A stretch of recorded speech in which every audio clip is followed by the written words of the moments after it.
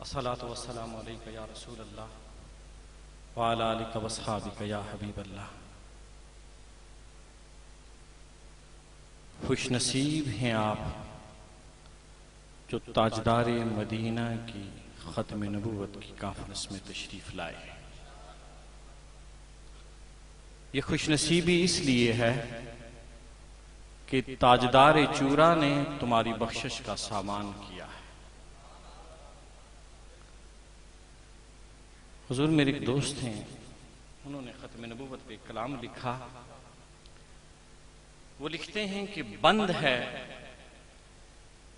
ہے باب نبوت شاہ ابرار کے بعد، بند ہے باب نبوت شاہ ابرار کے بعد، اب نبی کوئی نہ ہوگا میرے سرکار کے بعد۔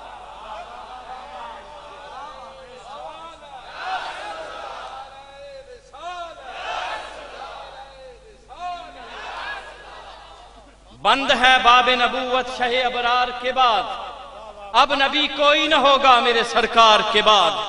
اور شم فردوس ہے پروانہ الفت کے لیے، باغ جنت ہے غلامان رسالت کے لیے۔ ہم جئیں گے تو پیغمبر کی اطاعت کے لیے، جان دینی ہے ہمیں ختم نبوت کے لیے، جان دینی ہے ہمیں ختم نبوت کے لیے۔ ہم نہ جائیں گے کہیں، ہم نہ جائیں گے کہیں کوچے دلدار کے بعد، اب نبی کوئی نہ ہوگا میرے سرکار کے بعد، اب نبی کوئی نہ ہوگا میرے سرکار کے بعد۔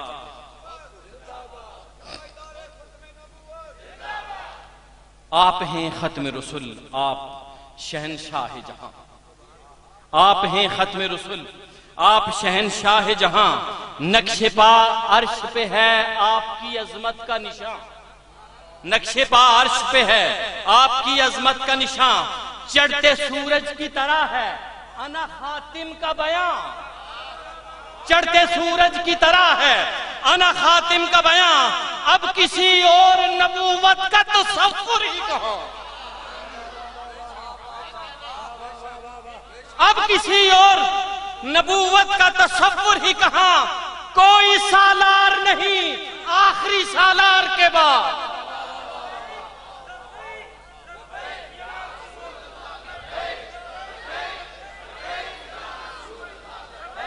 لبیک لبیک یا رسول اللہ، لبیک لبیک لبیک یا رسول اللہ۔ کوئی سالار نہیں آخری سالار کے بعد، اب نبی کوئی نہ ہوگا میرے سرکار کے بعد۔ اور جیسے ایمان ادھورا ہے محبت کے بغیر، جیسے ایمان ادھورا ہے محبت کے بغیر، جس طرح عشق ادھورا ہے اطاعت کے بغیر، جیسے توحید ادھوری ہے رسالت کے بغیر، دین ناقص ہے یوں ہی ختم نبوت کے بغیر، دین ناقص ہے یوں ہی ختم نبوت کے بغیر۔ معتبر ہوتا ہے ایمان اس اقرار کے بعد، معتبر ہوتا ہے ایمان اس اقرار کے بعد، اب نبی کوئی نہ ہوگا میرے سرکار کے بعد۔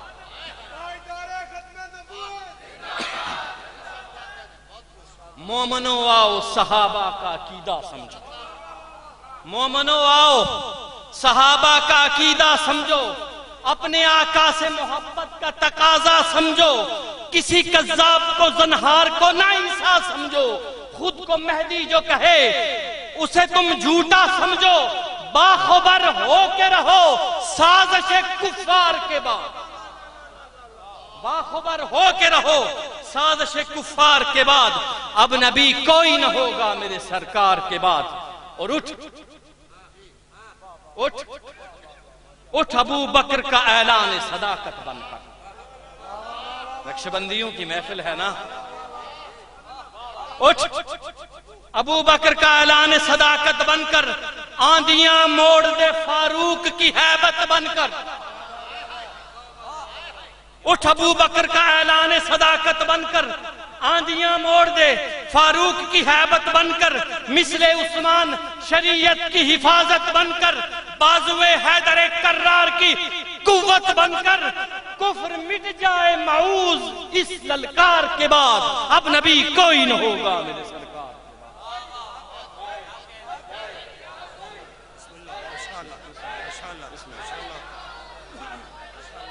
یہ قبلہ قمبر بھائی بات کر رہے تھے حضور کچھ بھی نہ تھا نور محمد تھا, کچھ بھی نہ تھا نور محمد تھا. سیرت حلبیہ کے مصنف علامہ عبد الرحمن ابن حلبی علیہ رحمہ لکھتے ہیں کہ حضرت ابو ہریرہ نے سوال کیا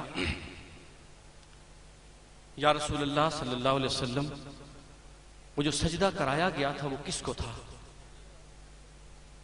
فرمایا ابو ہریرہ حقیقت یہ ہے کہ وہ سجدہ دراصل میرا نور رکھا تھا آدم کی پیشانی میں اس کو کرایا گیا تھا. سجدہ نور مصطفیٰ کو تھا. کس کو تھا؟ سارے بولیں. نور مصطفیٰ کو سجدہ کرایا. میں سوال کرتا ہوں اے رب کائنات اگر سجدہ نور مصطفیٰ کو تھا تو مٹی کے پتلے میں چھپا کے کیوں رکھا؟ مٹی کے پتلے میں چھپا کے کیوں رکھا؟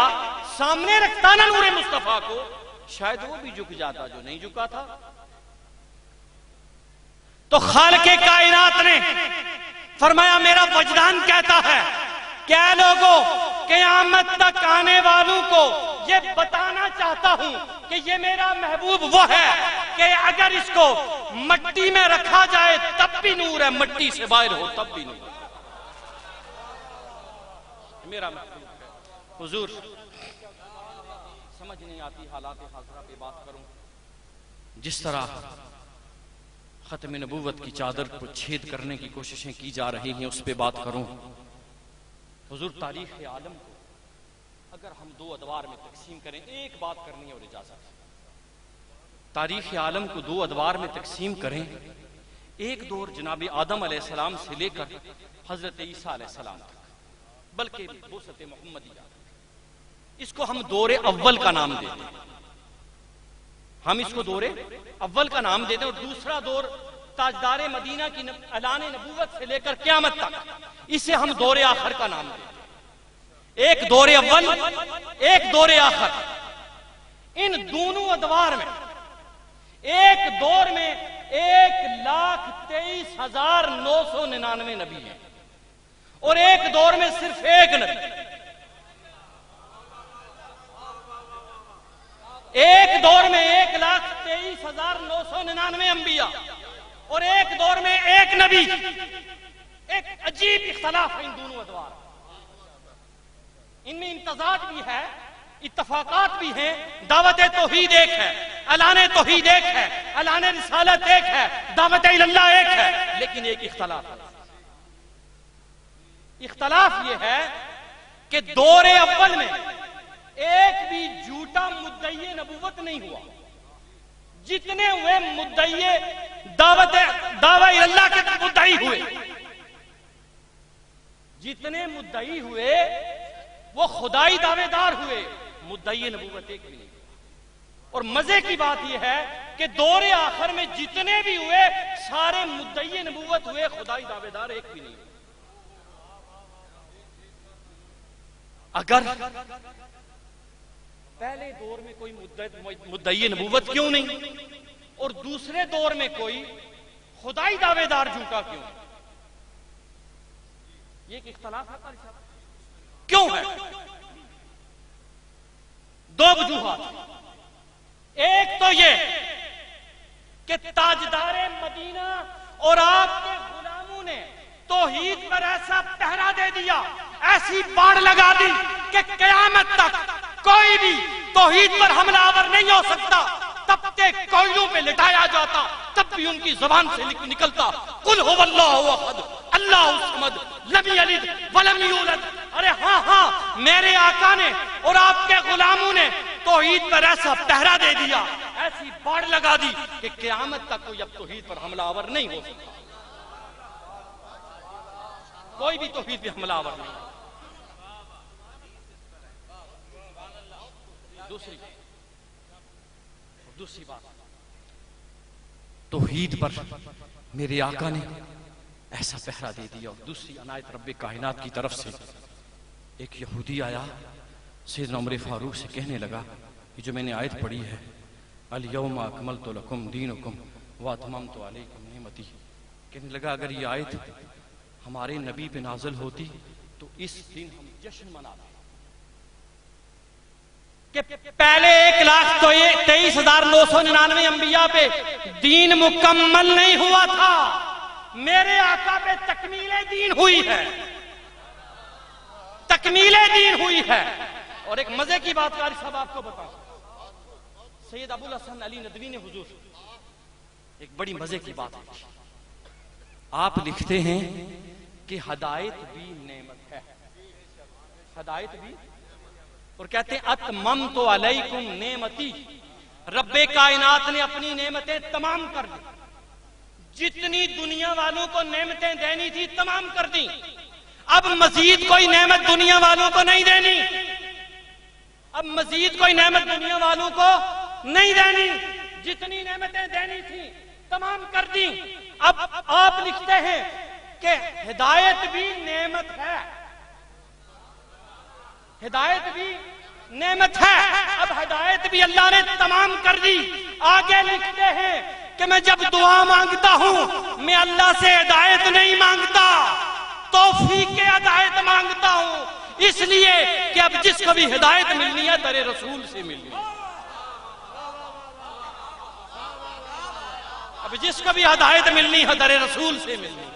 حضور وکلا کی زبان میں نا اس کو ایکسکلوپیٹری ایویڈنس کہتے ہیں، ایکسکلوپیٹری ایویڈنس، کہ فریق مخالف کی زبان سے یا اس کی تحریر سے اپنے موقف کی تائید میں اگر کوئی دلیل مل جائے اس سے بڑی کوئی دلیل نہیں ہوتی. ایکسکلوپیٹری ایویڈنس کہ جس کو بھی ہدایت ملنی ہے در رسول سے ملنی ہے، در رسول سے، جو در رسول سے پھرے گا اسے ہدایت نہیں ملنی. اور کس کو لائے ہو میرے رسول کے مقابلے میں؟ لائے کس کو ہو؟ کس کو لائے ہو؟ حضور گرداسپور کی کچہری مریدین سے وہ کہتا ہے کہ کل ہم مقدمہ جیتیں گے مولوی کرم الدین کیاں والے سے. جب عدالت کے دروازے سے داخل ہونے لگے، حکیم نور الدین کہتا ہے حضور یہ آپ کے سر پر کیا ہے؟ کہنے لگا یہ امامہ ہے. وہ کہنے لگا حضور یہ امامہ نہیں پجامہ ہے، ادارے بند لٹک رہا ہے. اس کو میرے رسول کے مقابلے میں لائے ہو. حضور ایک معمہ، ایک عجیب سا معمہ. حضور عموماً یہ معمہ ان سے حل نہیں ہوتا کہ بلا نظام صاحب معمہ یہ ہے، جو قادیانیوں کے دو گروہ ہیں، ایک ہے لاہوری اور ایک ہے جی اپنے آپ کو احمدی کہتے ہیں جنہیں ہم قادیانی کہتے ہیں، مرزائی کہتے ہیں. دو گروہ، ان دو گروہ ایک دوسرے کو مسلمان سمجھتے ہیں، ایک دوسرے کو مسلمان سمجھتے ہیں. ان میں اختلاف ہے، اختلاف خلافت کا ہے، بیعت خلافت کا اختلاف ہے. انہوں نے لاہوریوں نے مرزا بشیر الدین کو خلیفہ قبول نہیں کیا، یہ اختلاف، لیکن ایک دوسرے کو مسلمان سمجھتے ہیں. حقیقت الوحی صفحہ نمبر 129 لین نمبر 17 مرزا قادیانی لکھتا ہے جو مومن کو کافر کہے وہ کافر ہے، جو مومن کو کافر کہے وہ کافر ہے. اور اسی کے ساتھ جڑواں جملہ، جو کافر کو مومن کہے وہ بھی کافر ہے. یہ جملہ ان کا مرزا قادیانی کا جملہ ہے، قادیانیوں کا جملہ، کہ جو کافر کو مومن کہے وہ کافر، اور جو مومن کو کافر کہے وہ بھی کافر. اب سنیں، قادیانی ہمیں کافر کہتے ہیں، قادیانی ہمیں کیا کہتے ہیں؟ اچھا ایک اور جملہ حضور سن لیں، دجال نے دنیا میں آنا ہے، وہ پوری دنیا کو کافر کرے گا. دجال کیا کرے گا پوری دنیا کو؟ حضرت عیسیٰ نے آنا ہے، وہ پوری دنیا کو مسلمان کرے گا. کفر ختم ہو جائے گا، یہ سور ختم ہو جائے گا، ایک بھی بندہ دنیا میں کافر نہیں رہے گا. حضرت عیسیٰ پوری دنیا کو مسلمان کرے گا، دجال پوری دنیا کو کافر کرے گا. اب سنیں، قادیانی ہمیں کافر کہتے ہیں، لاہوری ہمیں مسلمان کہتے ہیں، لاہوری ہمیں مسلمان کہتے ہیں۔ اب سنیں، اگر لاہوری ہمیں مسلمان کہیں، قادیانی ہمیں کافر کہیں، تو مرزا قادیانی کے فتوے کے مطابق جو کافر کو مومن کہے وہ کافر، اس ذریعے سے لاہوری کافر ہو۔ حضور لاہوری، اب لاہوریوں کو قادیانی مسلمان سمجھتے ہیں، اور جو کافر کو مومن کہے وہ بھی کافر، اس لیے قادیانی بھی کافر۔ سنو پھر سمجھاتا ہوں۔ دجال پوری دنیا کو کافر کرے گا، حضرت عیسیٰ پوری دنیا کو مسلمان کریں گے۔ لاہوری ہمیں مسلمان کہتے ہیں، قادیانی ہمیں کافر کہتے ہیں۔ اگر تو ہم کافر ہیں تو لاہوری ہمیں مسلمان سمجھتے ہیں، اس لیے لاہوری کافر ہو گئے۔ فتویٰ مرزا قادیانی کا۔ اب اگر لاہوری کافر ہو گئے تو لاہوریوں کو قادیانی مسلمان سمجھتے ہیں، اس لیے قادیانی بھی کافر ہو گئے۔ اب سنا ذرا، اب ایک جملہ حضور چورے شریف کے سٹیج سے، رب کعبہ کی قسم، پوری قادیانیت کے لیے میں چاہتا ہوں یہ ویڈیو چلے اور ہر قادیانی تک پہنچے۔ یہ چیلنج دیتا ہوں، اوے قادیانیوں، تمہارا یہ برساتی نبی پوری دنیا کو مسلمان کرنے آیا تھا کہ کافر کرنے آیا؟ یہ جملہ پوری دنیا کو مسلمان کرنے آیا تھا کہ کافر کرنے آیا تھا؟ تو جب سارے کافر ہو گئے تو مان لو وہ مسیح نہیں تھا، وہ دجال تھا، اور دجال کا کام ہے پوری دنیا کو کافر کرنا۔ حاضرین محفل، میں انہی الفاظ پہ اجازت چاہوں گا۔ وجہ صرف یہ ہے کہ بہت سارے مہمان ہیں اور بڑی سریلی اور پیاری آواز قاری ابرار صاحب کی بھی ہم نے سننی ہے نا بابا، تو ہم نہیں چاہتے کہ ان کے درمیان میں کچھ ہم مخل پڑے۔ اللہ پاک ہماری حاضری قبول کرے۔ وما علینا الا البلاغ۔ سبحان اللہ، بڑے خوبصورت انداز میں ختم نبوت پہ